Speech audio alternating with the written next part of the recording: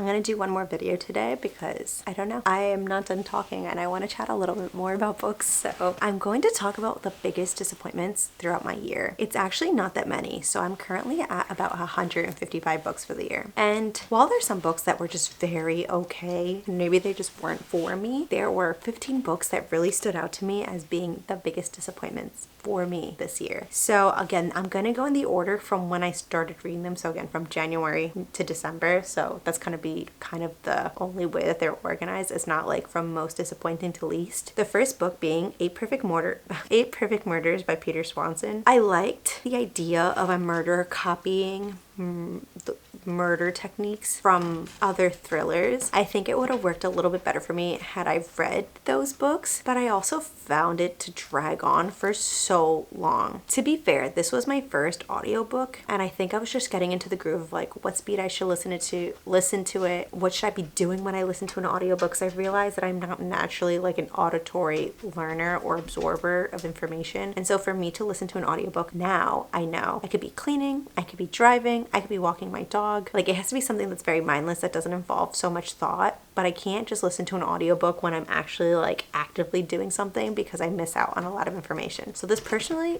this could be like user error in terms of why I did not enjoy this book, but my book club also did not enjoy this book, so I don't think that's true. I just felt like the thriller wasn't anything that special. Okay, the second book was The Kissing Bandit by Margaret Rose. She's an indie author, and last year I read her debut book and I loved it. I think I rated it like a 5 stars. I don't know, looking back on it, if I would really stick to that 5 stars, but it was definitely like an upper 4-star book. And so I was very excited for her second release, The Kissing Bandit, but I will say I was super disappointed. The writing was just not as good as the first book. She used a lot of very specific phrases multiple times in the book. In this one, it was kiss her silly, which it's a phrase that really sticks out. So the fact that it's used maybe 3-4 times in a book was very irritating to me. I found it really annoying, and so I couldn't really, I don't know, it was okay. I also felt like I wish that the connection felt a little bit stronger and a little less insta-lovey. Like they had some buildings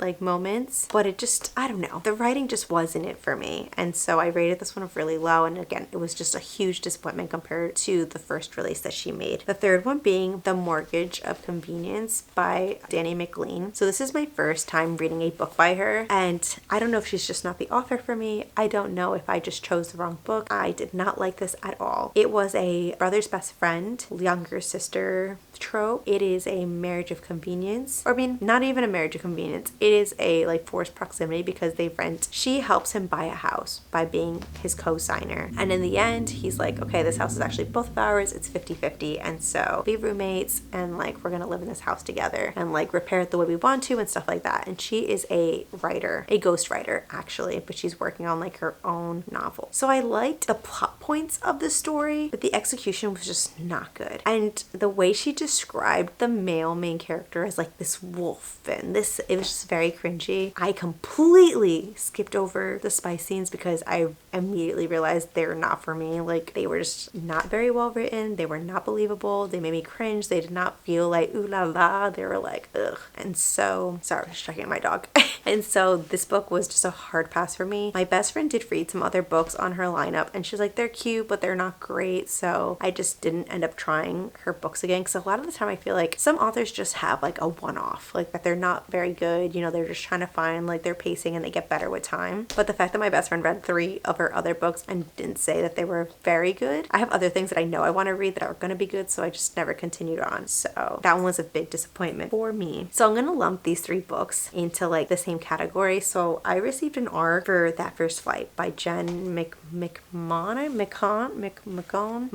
And I'm not entirely sure why I decided to read all 3 books in the series before that. That First Flight was the 3rd book in a standalone series, and each story followed a brother, and they were not very good. The best one of the 3 was That First Flight. Actually, maybe That First Date was my favorite. My least favorite was That First Night. It was a like one night stand, but then like nanny-esque fake dating trope. Then the second one was like fake dating as well, but like also like friends with benefits vibes. And then the third one was like single mother, chef, wealthy guy, struggling woman. So those are the tropes. The execution for all of them were not great. I also felt like the writing was a little immature. It's kind of like, do guys actually speak that way, or is that what you think guys sound like? And yes, some guys are very like raunchy and very non-POC, PC, very non-PC, and I get it. But I just also felt like she was writing like these are frat guys, when in reality these guys are in their late 20s, almost 30s, and so it just didn't come across as believable to me, especially because they're like these wealthy, like coming from money, so they should be well educated and should, I don't know.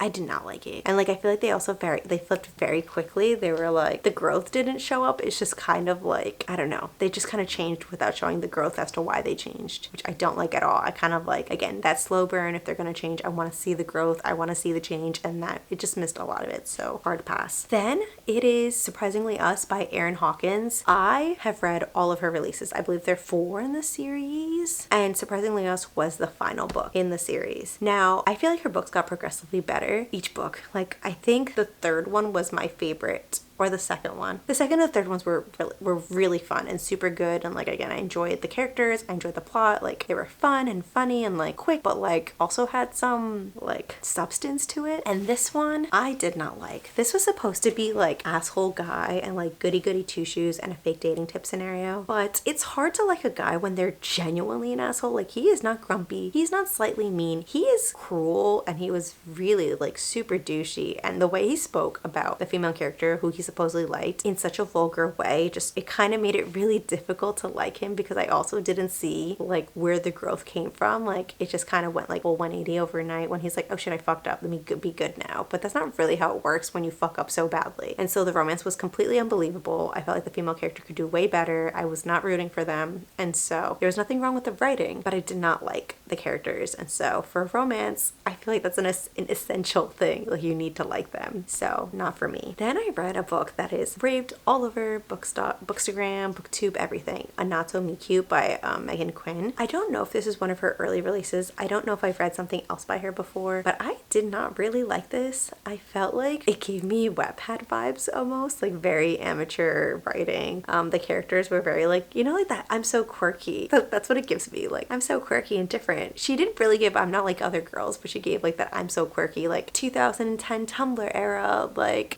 2010 Wattpad era. Like, that's what it gives me. And so I didn't love it. Like, maybe it's because this, I don't know when this was released. It could have been released in 2010, 2011, 2012, even 2013 or 14, maybe 15, and that's pushing it. But after that, I feel like we moved away from that era of the way we write female characters and characters in general. And so I don't know. I didn't love it at all.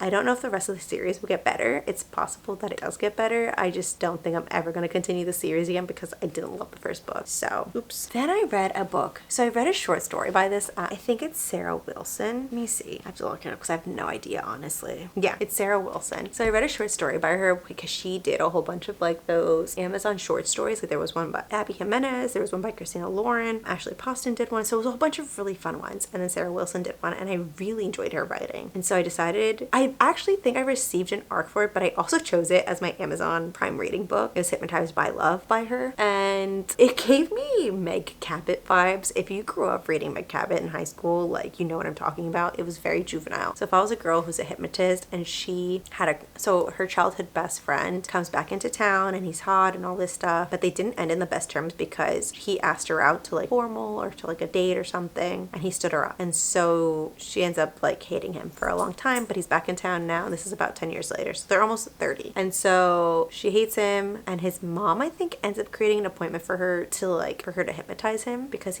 something's going on. I forgot what it was. But anyway, she hypnotizes him, and she thinks that like a fire alarm goes off so they don't really break out of the hypnosis. Like, he's just like, he's startled awake. And so I think it's like he says yes to everything or something like that, or like if someone tells him to do something, he'll do it. So she feels like it's her hypnotist himself like causing him to behave this way. And I mean, I'm not going to go through the whole plot, but the point is, I did not love it. I feel like, again, it was written super juvenile. Like, if these characters were in high school, I would been like, ah, this makes sense. Like, I totally buy it. But these characters are almost 30 and I'm 30. So I know kind of like the mindset of what your characters should be behaving like, and it just did not follow that. Like, it's something that could have been completely resolved with a simple conversation in the last 10 years. And for her to hold this grudge on him without even asking why, like, they were best friends, like complete best friends. So there has to be a logical reason as to why he stood her up. So for that reason, I was just a little annoyed, and I just found myself really irritated with the female main character, not the male main character, but the female main character. And so I was just upset,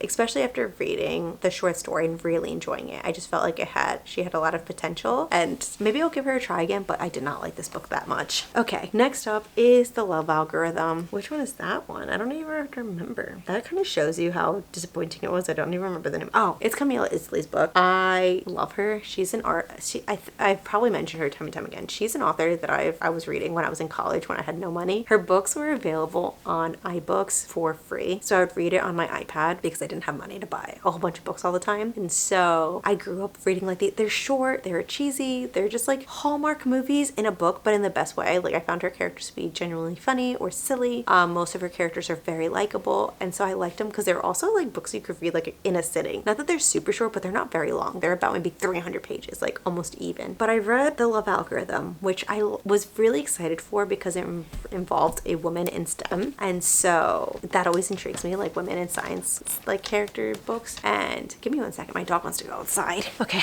so it involved a woman in STEM. Sit down, baby, you can hang out. So it involved a woman in STEM. Hey, this is why I don't record sitting down. He just wants to like be on top of me the whole time, so it's a whole thing. So it involved a woman in STEM, and she was working in like this big company's engineer department. And when the father or the head CEO is going to retire from this company, his son is going to take the reins. But in order for it to seem fair, they kind of make it so that he has to spend a couple of months in each department, like learning about the department, learning about who's in charge, and so on and so forth. And so he starts off in the engineers department first, and of course it's very insta-lovey. I don't know, I just didn't buy the romance. I hate insta-love. I like a slower burn, even like in these cliche like Hallmark movie-esque books. And I honestly will say, out of her books, probably in the last almost 10 years, this probably was my least favorite read of hers. There's just something about it that just really missed, especially considering when the book right before this I was obsessed with.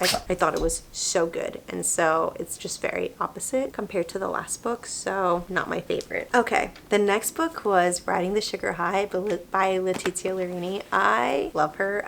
She is in my favorite indie authors of all time. She is an author that I have raved about so many times. She wrote Desserts for Stressed People, and she also wrote The Wedding Menu, and I love those. Those books are probably 5-star reads, or 4.75, maybe 4.5 if I'm being like a little not judgy, but like being really strict with my rating. But in reality, they're very, very highly rated romances. They're just fun. The characters are very well developed. There's lots of growth. There's lots of chances for you to love these characters and get to know them on a very deep level. And I also feel like the conflicts in them are very fun and kind of unique, but like not ridiculous. And I mean, if you know anything about me, which you have if you've been watching any of these videos for any amount of time, I don't like insta-love. And Riding the Sugar High was a complete insta-lust. It does feel like an insta-love too. Like, I just feel like it didn't have that slow burn the other two books had. The guy was a little too grumpy for my taste. Like, there's a very thin line between grumpy and I love him and grumpy and I hate him. Like Power Play, Liam Sullivan, grumpy and I love him. In this one, I don't even remember his name, grumpy and I do not love him. Like, Primrose was kind of cute as a character. I did like the fact that she was a plus-sized influencer, but I also wish they kind of did more with that. I like that it took place on a farm. I like that it had like small town vibes. There were so many things that I really enjoyed about this book. I even like the fact that like you saw characters from other books in this one, but I will still say it's my least favorite by a lot. Like, I have high hopes for her next book, but this was a huge disappointment considering the first two were just like straight shot, very highly rated books. And again, it's not that the writing was bad. It's not. It just wasn't for me. And I feel like maybe that's just how it's going to be. There's some books that like you just aren't going to like because of certain tropes that are put in the book, and that one just was one of them that's not for me. Then we took a turn and I got an arc for The Midnight Feast, and I was really excited because I've been on a huge thriller book kick and I thought I was going to love it, and I did not like it. All I need to say is the birds. I did not love it. Like, it was just a little ridiculous for me. I did like some points of view. Like, I did like the past point of views, which was interesting because sometimes I kind of want to get to the present, and that's not how I felt in this one. I feel like when it came together, I was like, oh, I guess, like, I get it, but I still was disappointed. I feel like I read all this book and I'm like, ugh,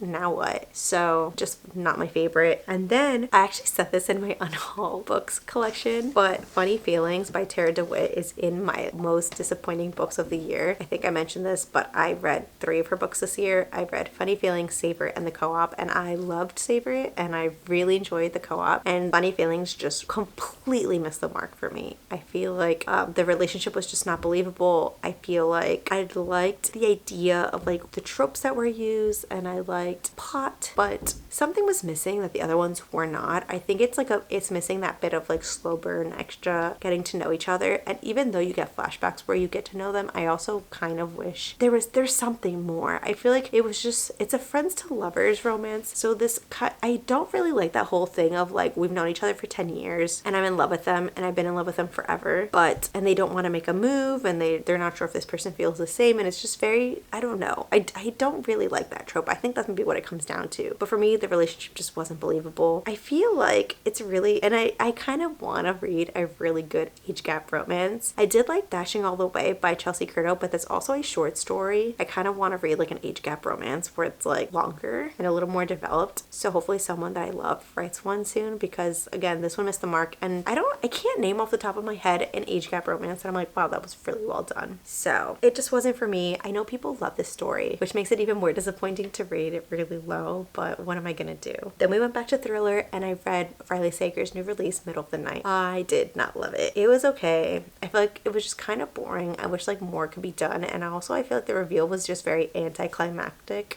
They did have like a tinge of like, actually I don't even want to say anything because I don't want to give a spoiler, but I just didn't like it. I just felt like it was a bit of a letdown. I feel like I found the book to be quite boring, honestly, and that in itself kind of just tells me why I don't like it. It wasn't an enjoyment to read. It was kind of felt like work, which for me reading is never work, so you know, not for me. Then I did Incidents Around the House, which was supposed to be a horror story, and it's crazy because it was highly rated all over the internet. You don't know the amount of 5-star reads that I've read, basically saying how scary it is, the scariest book they've ever read, and I could not disagree more. I found the book to be repetitive. I found the book to not really be that scary. I found the characters to be extremely unlikable. I did listen to this on audio, and I actually liked Child's voice. I found it to be really interesting, but that's not a good enough reason to enjoy the book. I also found the ending to be kind of like, I don't know.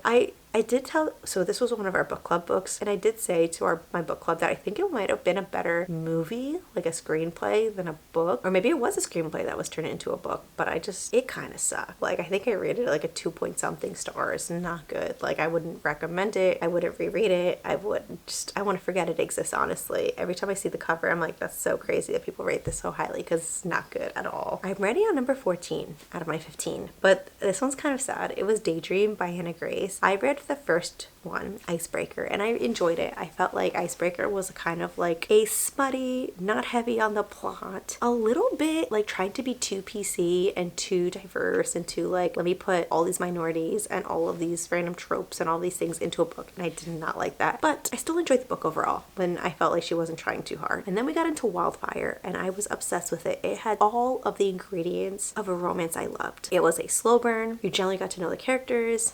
There was lots of time spent with each character. It was dual POV. It wasn't just centered upon the romance, even though it was strictly a romance. It was a one-night stand, strangers to lovers, or strangers to friends to lovers. It was just beautiful. Like, I loved it, and I loved Russ, and I loved Aurora. The cover was beautiful. I had no bad things to say about it. And then I moved to Daydream, and I just felt like all the momentum I gained from Wildfire kind of got lost in Daydream. I felt like it was too long. The plot was just a little boring. I don't know if it's a me problem, but I felt like Henry was very different in the other books compared to his own book, and maybe it's because we got his own thoughts, but it actually made me look at Henry in a way it made me not like him. I mean, not that he's bad. He's not a bad person. It's just, I don't know. I just feel like you know when you get to know somebody and you feel like you know them really well, and then again, like I read his chapters, so I feel like he's just very different from, you know, what I envisioned from the first two books of him being in. I didn't really love the female main character. I don't know. It just,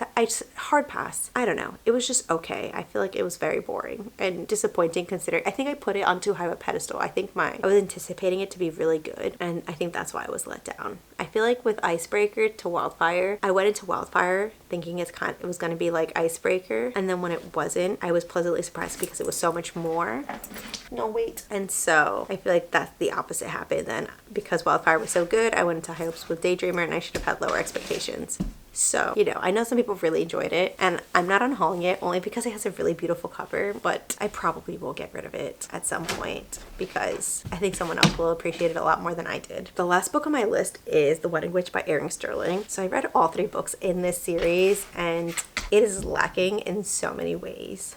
So each book follows a different brother, and this one followed, I want to say he was the oldest brother, but maybe he's the middle brother. He's like the burly, surly, quiet brother who just like stays in his bar up in, I don't know what country, Wales. And so this was a time traveling romance. So he's a witch and she is a human who like hunts magical artifacts for people, and I didn't like it because I felt like they did a lot of telling without showing. So like we never really got to see their relationship grow other than when they were time traveling together. I feel like you really didn't get to know the characters besides the time traveling time period, even though they had known each other for a whole year. So I kind of wish they did a better job of showing us the growth of their relationship throughout that year, because supposedly like they spoke on the phone, they've sent text messages and emails, and we didn't really see enough of that. So we didn't really get to see the growth of their relationship because they had a crush on each other from the first time they've met, and it just kind of sucks because we're kind of supposed to just believe that they have these very strong feelings for one another, and like even though it's been a year, we didn't see that. We only saw like 2-3 days, and for that reason, I don't know. I really want people to show me more than just tell me, and it was a little lackluster for me. But yeah, those are my biggest disappointments of the year. I will say most of these are not below a 3 stars. So just because they're disappointing doesn't mean that they're terrible. They just did not live up to the expectations I think I built in my own head. I mean, with the I think the exceptions are, I'm looking at my list, sorry, Incidents Around the House. I think that's the only book that went below the 3-star range. Oh, and The Kissing Bandit, that one also went below the 3-star range. But the rest of the books are about 3 stars or 3.25. Well, none of these I don't think hit the 3.5 star mark, and if they did, I would rethink it and bring it down. So that kind of tells you where those books are at. But yeah, those are the biggest disappointments in 2024. I think tomorrow we're going to chat a little bit about 25 books that I want to read in 2025, and then we could put them together, do my reading journal together and write down kind of what books I want to read. So that could be kind of fun. But I think that's where we're going to end today's video. So we'll chat tomorrow. Bye guys.